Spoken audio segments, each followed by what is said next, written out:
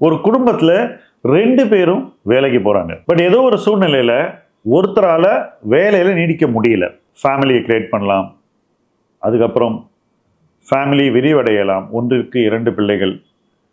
So அந்த பீரியட்ல வேலை செய்ய முடியாத ஒரு சூழ்நிலை இருக்கும்போது ஒருத்தருடைய வருமானத்துல ஃபேமிலி ரன் பண்ணும். ஒருத்தருடைய வருமானத்துல ஒரு ஃபேமிலி ரன் பண்ணும்போது அதிகம் சேவ் பண்றதுக்கான வாய்ப்புகள் இருக்காது.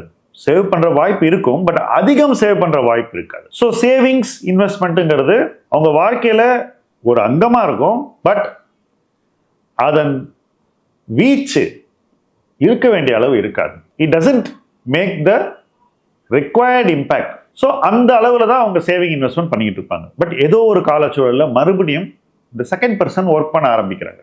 ஸோ சிங்கிள் இன்கம்லேருந்து ஃபேமிலி மறுபடியும் டபுள் இன்கமாக மாறுகிறது. அந்த இடத்துல தான் ஒவ்வொரு ஃபேமிலியும் தங்களுடைய ஃபைனான்சியல் ஃபியூச்சரை எப்படி பார்க்குறாங்க அப்படிங்கிறது முக்கியமாகுது. நான் பார்த்த வரைக்கும் சொல்கிறேன், 3/4 பேர் இந்த மாதிரி ஒரு எக்ஸ்ட்ரா வருமானம் பிளான் பண்ணாமல் திடீர்னு அவங்க லைஃப்குள்ள மறுபடியும் வரும்போதோ அல்லது எதிர்பாராத ஒரு வகையில வருமானம் கூடும்போது 2 பேருடைய வருமானம் சேர்ந்து கூடும்போது வாழ்க்கை தரத்தை கணிசமா உயர்த்திக்கிறாங்க. வருங்காலத்திற்கான முதலீடையோ சேமிப்பையோ கணிசமாக உயர்த்துவது இல்லை.